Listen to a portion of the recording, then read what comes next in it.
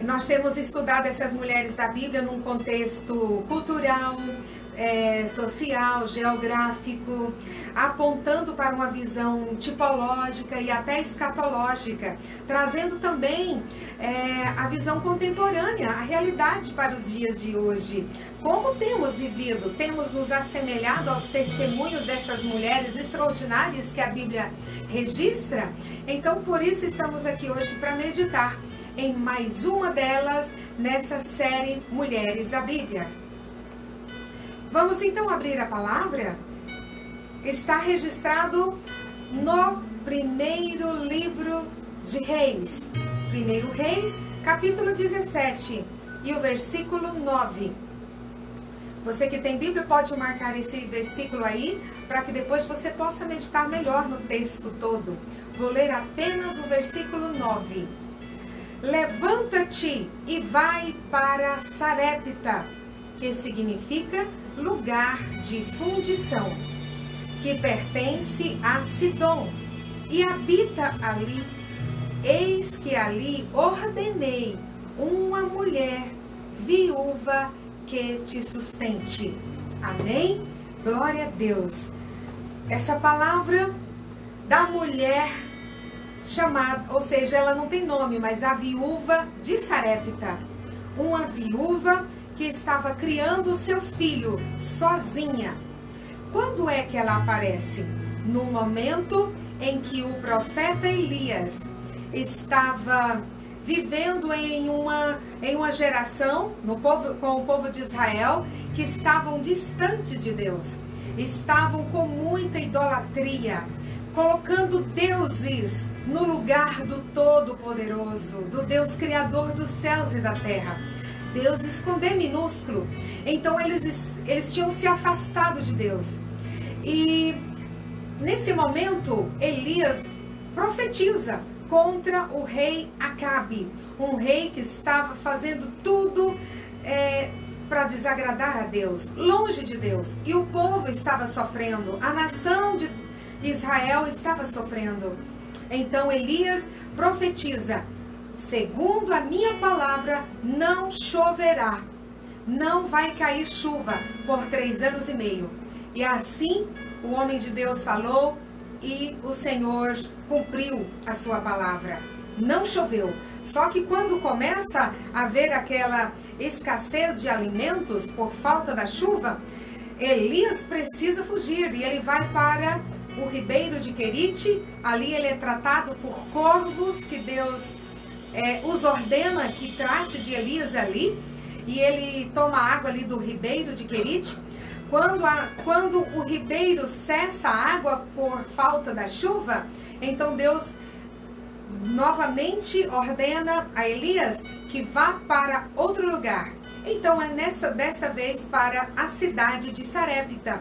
E ele diz: meu servo, lá eu já ordenei uma viúva que lhe sustente pelo tempo necessário até que possa cair chuva. Então Elias vai, e quando ele chega na porta da cidade de Sarepta, estava ali essa mulher viúva apanhando gravetos, para que ela pudesse fazer o último alimento, a última refeição na sua casa, porque já havia acabado tudo. A sua cidade estava faminta, todos estavam perecendo de fome por não chover por tanto tempo. Mas que esse era um propósito de Deus, para que aquela nação, todo aquele povo, pudessem se voltar a buscar a face de Deus e reconhecer que Ele é o Todo-Poderoso.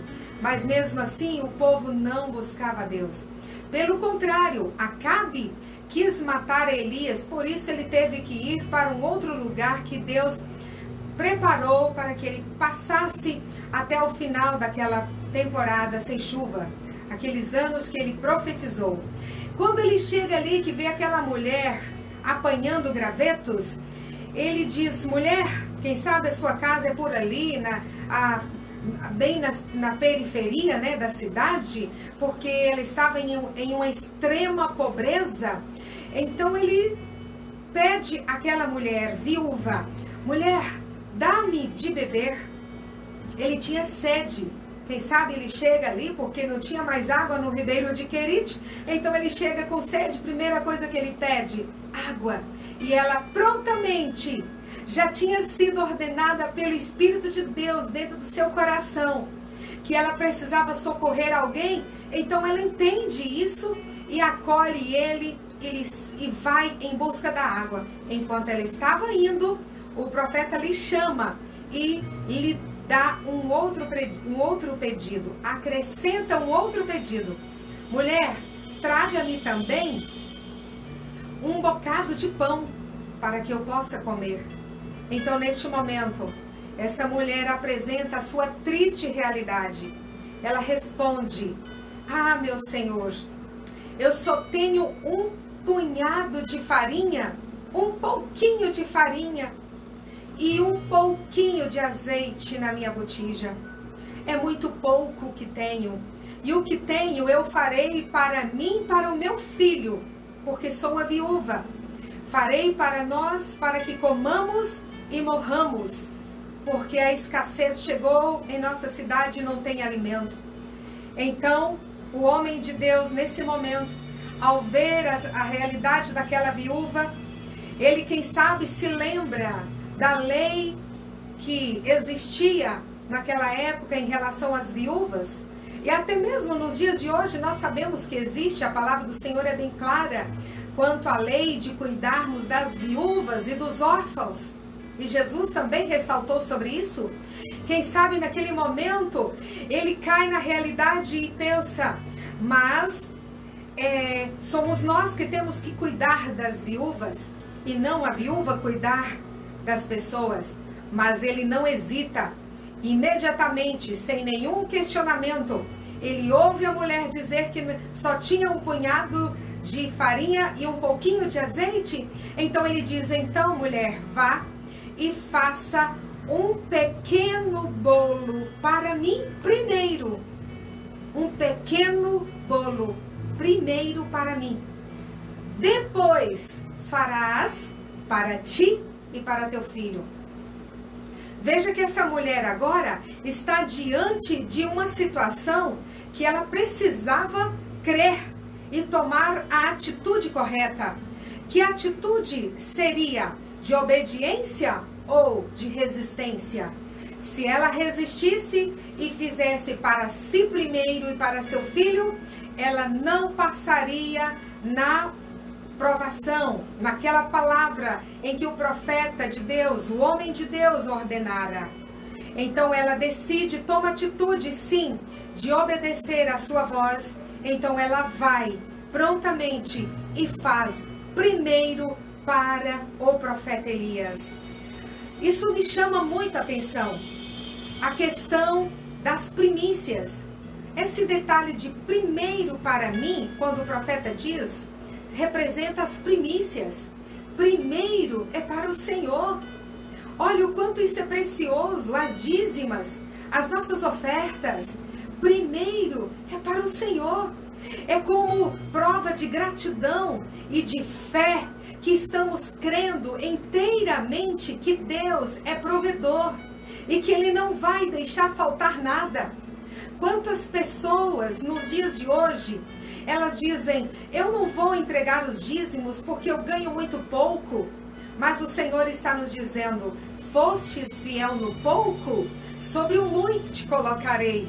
Essa mulher aqui, ela é provada, ela é testada.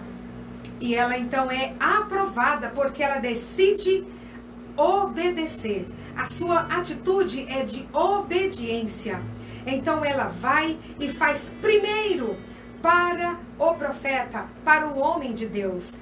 Quem semeia, quem entrega primeiramente ao que é de Deus, quem entrega os dízimos primeiramente a Deus, dedica seu tempo com alegria primeiramente a Deus, levanta cedo e primeiramente ora, fala com Deus, essas pessoas podem ter certeza que vai triunfar em tempo de escassez. Nenhum justo que é fiel, que é justo, que entrega os dízimos com gratidão a Deus, com alegria, voluntariamente ao Senhor, essa pessoa padece necessidade. E aí o salmista escreveu: nunca vi o justo e nem a sua descendência mendigar o pão. Essa viúva de Sarepta era uma gentia, ela não fazia parte do povo de Israel, dos judeus. Ela era uma gentia, uma estranha, mas ela já tinha ouvido falar de Deus, mas não tão perto para receber um homem de Deus ali na sua casa. O que ela faz? Ela obedece e ela ainda o convida por perceber que ele era um homem estranho naquela cidade. Ela o acolhe e leva para sua casa e hospeda ele no melhor lugar da sua casa. As pessoas tinham o costume naquela época de fazer quartos em lugares mais altos na sua casa, e autoridades que recebessem, visitantes muito célebres que elas recebessem, eram colocados ali naqueles quartos em cima. Então essa mulher hospeda o profeta Elias nesse quarto de cima, com honra, e ele fica ali hospedado.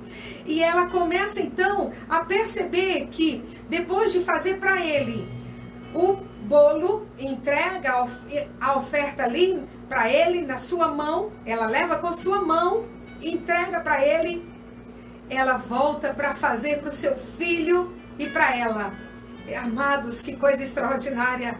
A palavra do Senhor diz que ela fez para ela, fez e para o seu filho. Olha, fazer de novo. Imagine aqui, leva um tempo para se fazer um bolo, para preparar, para assar, leva um tempo. Mas ela fez para ele primeiro. Depois é que ela preparou outro tempo para fazer para si e para o seu filho. E a coisa mais extraordinária que vejo é que depois que ela faz para si e para seu filho, ela olha, ainda tem. E tem bastante trigo, farinha ali na sua panela. Ainda tem azeite na botija.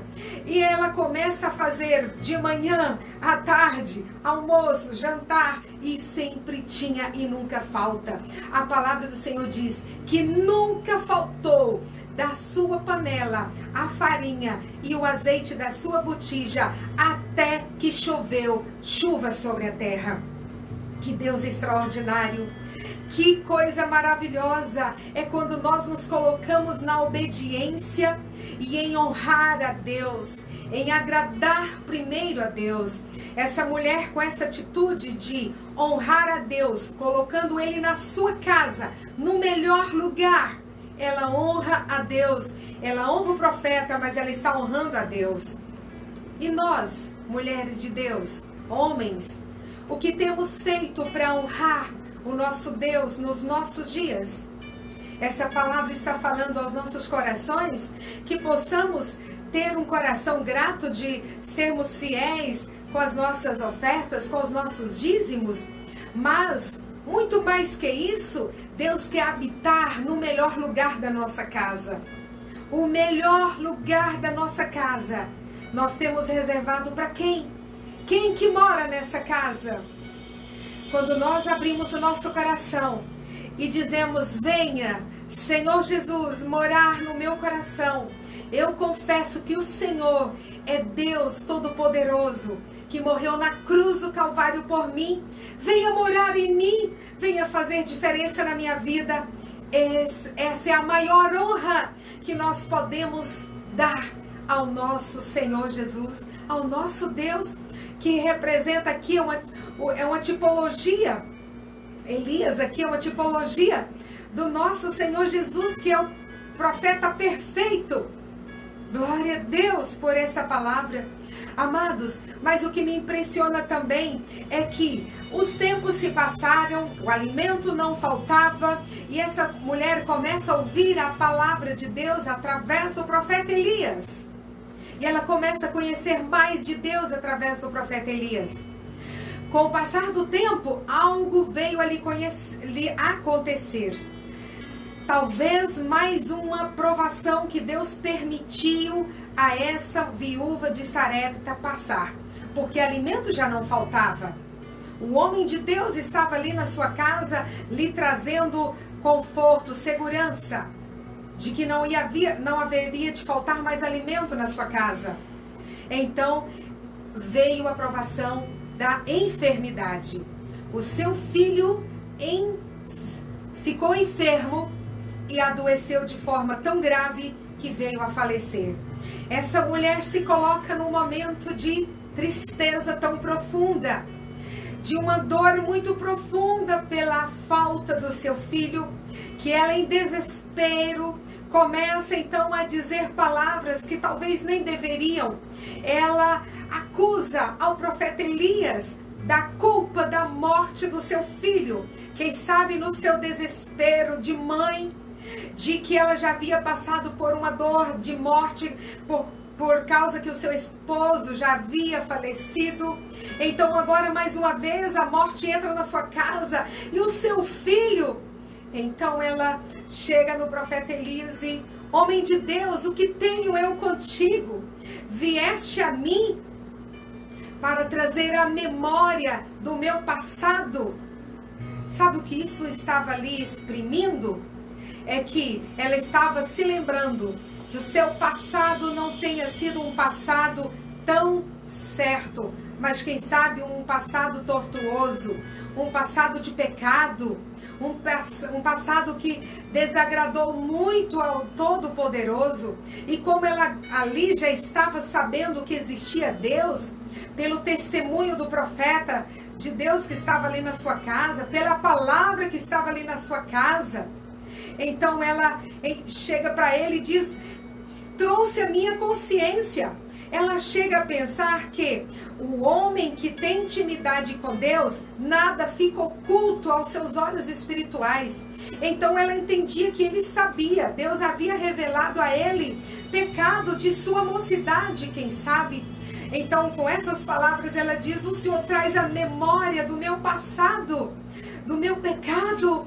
Então Elias pega o menino morto da sua casa, dos braços de sua mãe, e leva ao seu quarto, no lugar alto, onde aquela viúva havia cedido para que o homem de Deus ficasse e se hospedasse e estivesse ali por aquele tempo que fosse necessário. Então essa mulher entrega seu filho morto, sem vida e chorando em desespero. O homem de Deus, quando sobe para ali, para o alto, o quarto alto, ele começa então a fazer algo que me chama muito a atenção. Antes de ele tomar essa atitude, ele fala: Senhor, o Senhor já permitiu eu passar por tantas coisas e agora vem afligir esta viúva, trazendo a morte do seu filho. Com isso eu posso imaginar que Elias estava dizendo: o Senhor tem razão pelo pecado do povo, o Senhor tem razão de estar trazendo juízo, mas eu estou hospedado na casa dessa mulher, ela precisa ter o seu filho de volta. Então, quando ele diz isso, ele ora pela família, ele roga a Deus em favor daquele menino morto. Ele ora em favor da família como um todo, pela mulher, e agora em específico pelo menino morto. A palavra do Senhor diz que ele estende-se sobre o menino por 3 vezes. Por 3 vezes ele se deita sobre aquele menino, estende-se sobre aquele menino morto. Ali a obra era completa, exprimindo que traria de volta o espírito, a alma e o corpo. O espírito e a alma e o corpo. 3 vezes ele se deitou sobre aquele defunto. Então, quando ele faz isso e se levanta, o menino ressuscita. Para a glória do nome do nosso Deus, ele ressuscita. E quando ele ressuscita, Elias pega esse menino e desce para a casa e entrega aos braços de sua mãe. Eu posso imaginar aquela mulher ali de forma surpresa, mas ela já sabia que Deus é poderoso na vida de Elias, mas ela não tinha isso tão concreto agora em ver o seu filho ressuscitado. Que coisa extraordinária é servir a Deus. Eu vejo aqui um milagre de forma tríplice, em que ela honrou a Deus, primeiro hospedando, trazendo ele em segurança na sua casa. Gostaria até de abrir um parênteses aqui, que Elias havia profetizado contra o rei Acabe lá em Israel. Ele estava em um outro país, em Sidom, na casa da viúva de Sarepta, desta viúva. E o rei daquele país que ele estava naquele momento era um rei muito idólatra e era um rei pai de Jezabel. E Jezabel era a esposa do rei Acabe. Olha só onde ele foi parar. Meu Deus, e ela tinha que manter o sigilo. Não dizer que tinha ali na sua casa um homem que estava ali se escondendo para não ser morto pelo rei Acabe. E olha, que coisa assim extraordinária estar ali no seu país, em outro país, em que era o rei era sogro do rei Acabe lá no outro país. Mas ela manteve o sigilo em segurança, guardando o homem de Deus no lugar secreto, para que ninguém o tocasse e ninguém lhe tirasse a vida. Isso representa muito nos nossos corações, a segurança que estamos tendo, que estamos dando, na verdade, para o nosso Senhor Jesus. Quantas pessoas que de forma tão vulnerável estão colocando Jesus de qualquer jeito, em qualquer lugar. Se der, eu sirvo a Cristo. Muitas dizem, se der, eu vou para a igreja. Se der, eu entrego os dízimos. Se der, eu convido Jesus para fazer um culto na minha casa. Se der, eu faço isso ou aquilo. Mas essa mulher, ela nos traz um exemplo diferenciado. Ela coloca o profeta em um lugar alto, de honra. Ela dá, primeiro, ela obedece a sua palavra. Então ela faz ali, ela entrega as primícias da sua casa. Entrega as primícias para o homem de Deus, para o homem que estava na sua casa. Ela lhe dá água, que estava com sede. Então agora, no momento de escassez, naquela fome terrível, Deus lhe traz fartura, lhe traz bonança.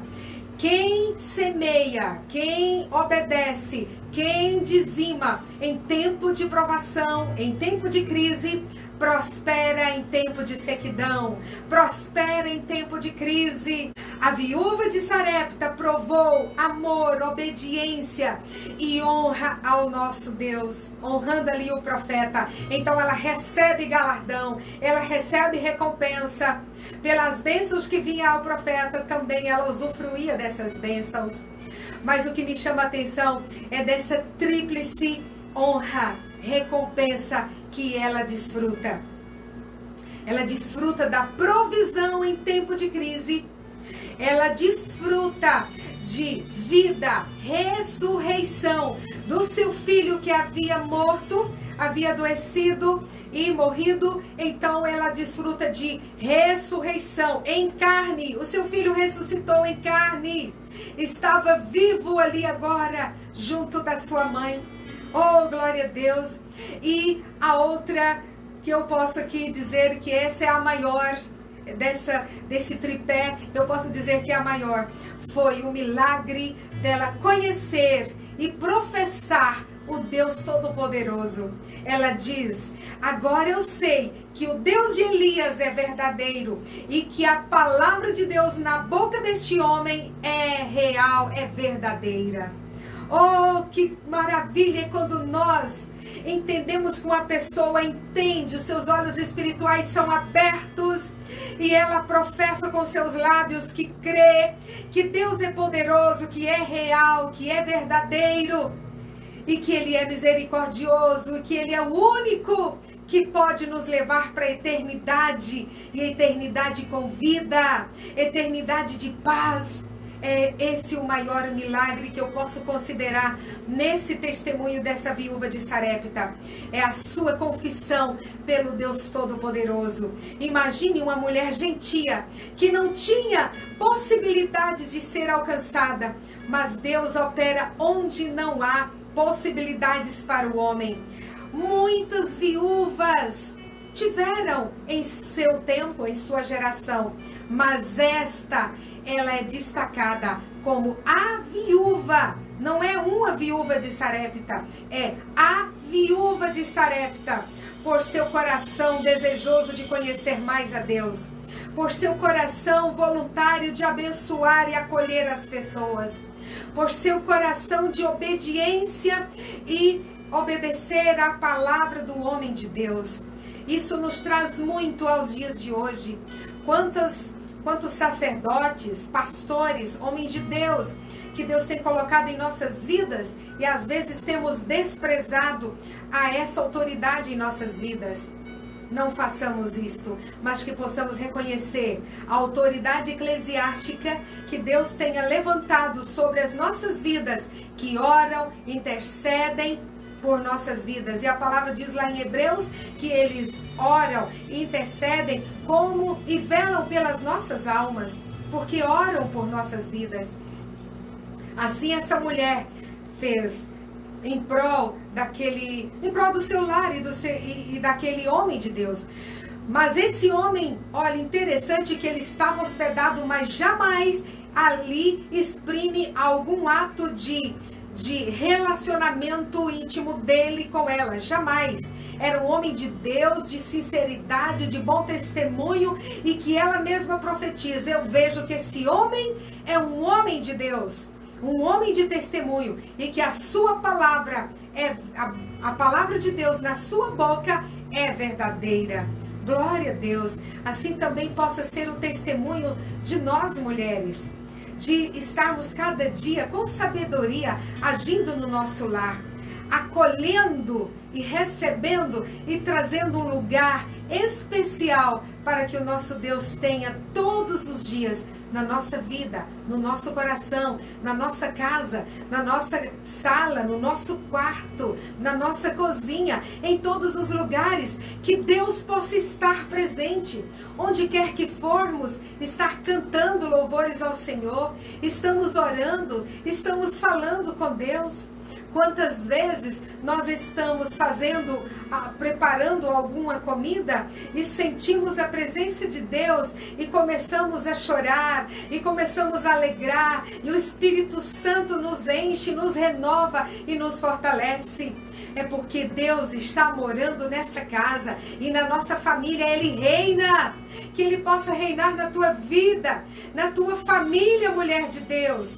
Eu ministro no nome de Jesus que você cada dia mais abra teu coração e seja obediente e honre a Deus com a sua família, com a sua vida, com o seu trabalho, com as suas primícias, com a sua obediência, com a sua submissão ao seu sacerdote, ao seu pastor, a submissão ao seu esposo. Isso tudo é honra a Deus, isso tudo é oferta de cheiro suave ao Senhor. Pode ter certeza que em tempo de crise vai triunfar, em tempo de crise vai prosperar, em tempo de dor, de sofrimento, de enfermidade, haverá cura, haverá milagre, haverá vida, porque Cristo é a vida e Ele garante, a sua palavra garante, a sua palavra é fiel e verdadeira. Por isso ministro isso na tua vida nesse dia. Receba essa palavra no nome de Jesus. Feche os seus olhos, eu quero orar com você e orar por você. Ore comigo. Pai querido, nós te damos graças pela tua palavra que foi ministrada nesta noite sobre a viúva de Sarepta. Quantas mulheres estão vivendo nos dias de hoje com situações semelhantes a esta viúva? com escassez de alimentos, com dores no coração por causa da morte, ou por causa de enfermidades, ou por causa mesmo de escassez de tudo, Senhor, na sua casa, da salvação, da paz, da alegria. Pai querido, eu estou aqui neste momento apresentando cada família, cada lar, orando, intercedendo por cada um dessas pessoas, por cada uma delas. Venha de encontro a cada uma e restaure essas famílias. Eu ministro provisão, eu ministro sobre essas famílias provisão, fartura, bonança, milagre, no nome de Jesus. Eu ministro vida, eu ministro saúde, no nome de Jesus, e ministro o bem mais precioso, que são os olhos espirituais, para que te recebam e vejam o quanto o Senhor os ama, e o plano de salvação entre em suas vidas, em seu coração. No nome poderoso de Jesus, assim nós oramos e concordamos nessa palavra, dizendo amém, no nome de Jesus. Amém? Amém. Você que concorda com essa palavra, diga um amém, escreva um amém, concorde, porque a oração de ou seja, de 2 ou 3 e muito mais que estamos aqui, possamos então concordar com essa palavra, com essa oração, no nome de Jesus, e que milagres aconteçam na tua vida. Eu sei e sinto no nome de Jesus que você vai desfrutar de tempos novos na sua vida, tempos de renovo, tempos de gozo, tempos de vida, tempos de paz, tempos de fartura, tempos de provisão na tua vida, na tua família, no nome de Jesus. No nome de Jesus. No nome de Jesus. Amém?